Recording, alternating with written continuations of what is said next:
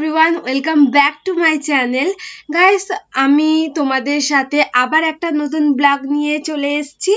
আর আজকের ব্লগটা কিন্তু পুরো রান্না বান্না দিয়েই কাটিয়েছি, কারণ এখন এতটাই গরম পড়ে গেছে যে আমি আদার্স যে ভিডিও বানানোর কথা ভাবতেও পারছি না, বা অন্য কোনো ভিডিও আমি আনতেও পারছি না।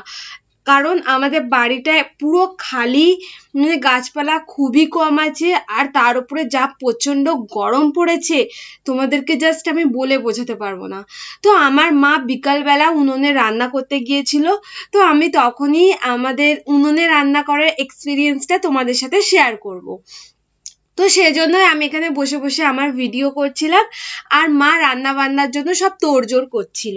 তো এখানে বসে বসে আমি এটাই ক্যাপচার করার চেষ্টা করছিলাম যে আমার মা উনুনে কিভাবে রান্না করে বা রান্না করছে। তবে হ্যাঁ, আমাদের কিন্তু উনুনে খুব একটা রান্না হয় না।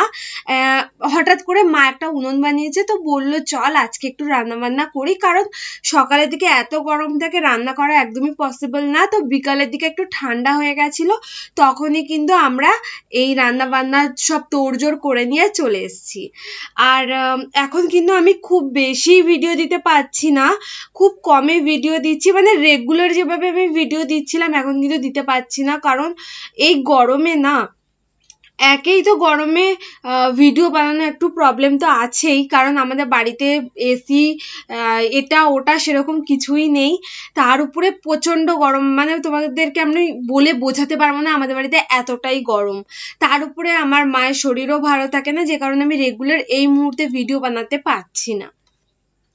তো আমার মা কিন্তু ড্রেস চেঞ্জ করে চলে এসছে, কারণ উনুনে রান্না করলে না গাটা একটু নোংরা ফোংরা হয়ে যায়, যে কারণে মা ড্রেস চেঞ্জ করে এসছে। রান্না হয়ে গেলে আবার নিজে একটু ফ্রেশ হয়ে নেবে, আর আবার নাইটিটা চেঞ্জ করে নেবে। আর আমাদের আজকের রান্নার স্টার্টিংটা কিন্তু হবে চাল ভাজা দিয়ে।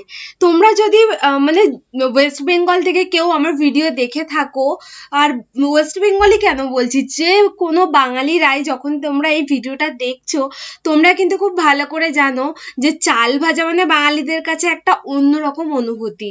তো অনেকদিন কিন্তু চাল ভাজা খাইনি, আর চাল ভাজা কিন্তু সব চালে ভালো খুব একটা হয় না, যেহেতু আমরা সরু চাল খাই, আর সরু চালে কিন্তু চাল ভাজা একদমই ভালো হয় না।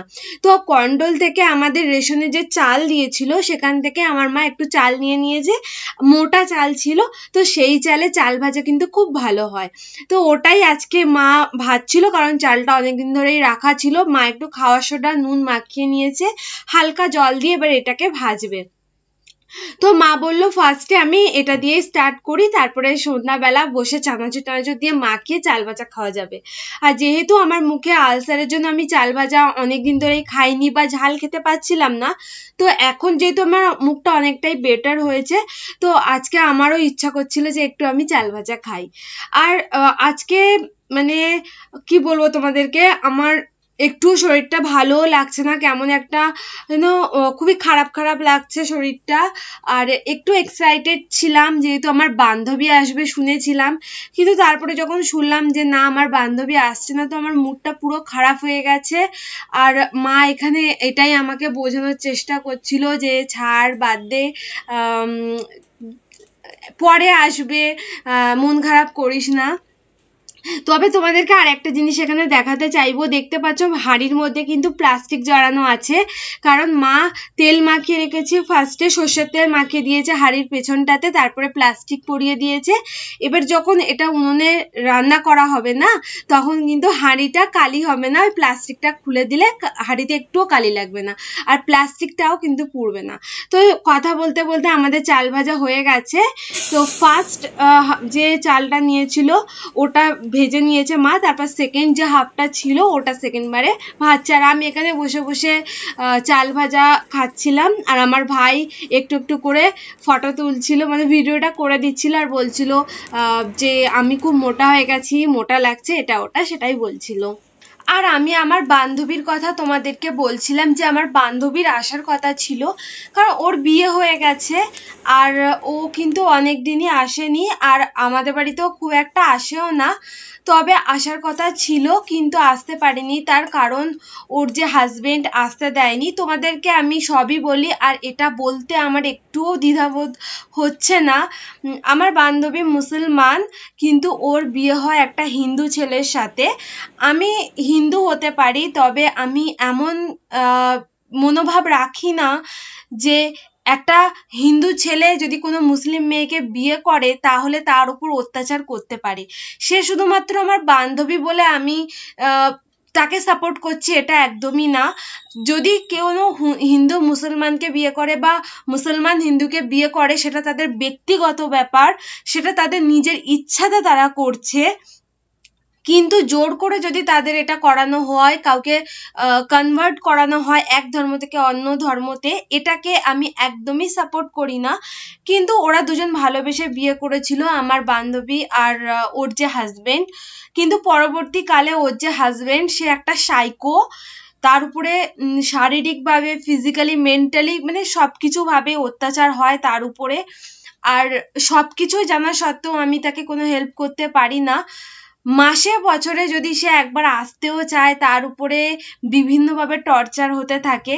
তো আচ্ছা, তোমরা কি মনে করো যে যদি এক ধর্ম থেকে অন্য ধর্মতে বিয়ে করা হয়, যে ভয়ে একটা হিন্দু বাড়ির মা বাবারা মুসলিম বাড়িতে তার মেয়েকে পাঠাতে চায় না, বা মুসলিম বাড়ির মা বাবারা তার হিন্দু বা মুসলিম মেয়েকে তার অন্য ধর্মের কোনো ছেলের সাথে বিয়ে দিতে চায় না, যে ভয়ে, সেই ভয়টা যখন সত্যি হয়ে যায়, সেটাকে তোমরা কি মনে করো যে এটা কি করা উচিত? ভালো যদি তার ফ্যামিলির লোক তার উপর অত্যাচার করতো, মানে আমার বান্ধবীর ফ্যামিলিতে যে শ্বশুর বাড়ির লোক যদি শুধু তার উপর অত্যাচার করতো, এটা মানা যেত যে না, ছেলেটা অ্যাটলিস্ট তাকে ভালোবাসে। কিন্তু সবচেয়ে বেশি যদি কেউ বাজে হয়, তার সাথে যদি কেউ বাজে করে, সেটা হচ্ছে ওর হাজবেন্ডই করে, ওর উপরে নানাভাবে অত্যাচার। কোনো হিন্দু এরকম না, আমি নিজে হিন্দু, হিন্দুত্বের মর্যাদায় যে এইভাবেই রাখি, সবাইকে রেসপেক্ট করি, কিন্তু সে যে মেয়েটাকে বিয়ে করেছে তাকে রেসপেক্ট করে না, তার উপরে শারীরিকভাবে অত্যাচার, নির্যাতন কি না করা হয় তার সাথে। কিছু এই জন্য বলতে পারি না কারণ আমার কোনো অধিকারই নেই সেখানে বলার। আমার সাথে কথা তো বলতেই দেয় না, আর আমার সাথে যদি সে কথা বলেও লুকিয়ে, তার উপরে বিভিন্নভাবে অত্যাচার হয়, এমনকি তাকে মেরে ফেলারও চেষ্টা করা হয়। আমি কখনোই ভাবতে পারি না যে একটা হিন্দু ছেলে এই রকম মনোভাব রাখে, তার কারণ সে একটা সাইকো। আর আমিও হিন্দু, আর যাকে সে আমার বান্ধবী বিয়ে করেছে সেও হিন্দু, কিন্তু এতটাই সেই ছেলেটি নোংরা, অসভ্য, ফ্যামিলির শিক্ষা এতটাই ছোট যে সে আমার সাথেও কথা বলতে দেয় না। সে মুসলিমদের পছন্দ করে না, শুধু আমার বান্ধবীকেই ভালোবাসে, তাই বিয়ে করে। তার মা বাবা, আত্মীয় স্বজন কারোর সাথেই সে কথা বলতে দেয় না। এটা আমি মানছি, ঠিক আছে, তুমি শুধু তাকেই ভালোবাসছো, কারোর সাথে কথা বলতে দিচ্ছ না কারণ তারা মুসলমান। কিন্তু তার বান্ধবী তো হিন্দু, তার সাথেও কথা বলতে দেয় না। তার কারণ আমি কোনো ধর্মের বিরুদ্ধে কথা বলছি না, আমি আমার বান্ধবীর সাপোর্টে কথা বলবো।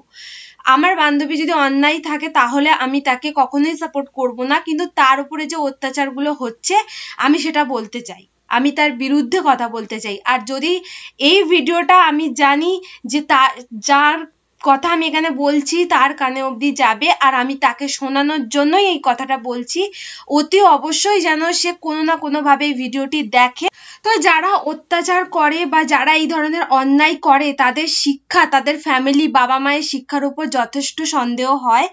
আর আমি চাইবো সে এই জিনিসটা দেখুক এবং এই ভিডিওটা শুনুক, যে আমি খুবই ছোট চোখে এই জিনিসটাকে দেখি।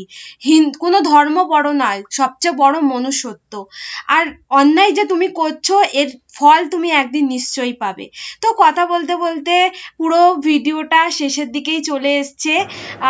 এখানে আমি ব্লগটা করতে চেয়েছিলাম, কিন্তু আমি আমার নিজের ইমোশনগুলোকে তুলে ধরেছি। এখানে আমি আজকের ব্লগটাকে শেষ করব। যদি তোমাদের আমার ভিডিও ভালো লেগে থাকে, একটা লাইক করে দিও। আর তোমরা হিন্দু বা মুসলমান যে বন্ধুরাই আছো, আমাকে অবশ্যই জানিও তোমরা এই জিনিসটাকে কি মনে করো, তোমাদের কাছে কি মনে হয়, তার উপর অত্যাচার করাটা কি ঠিক?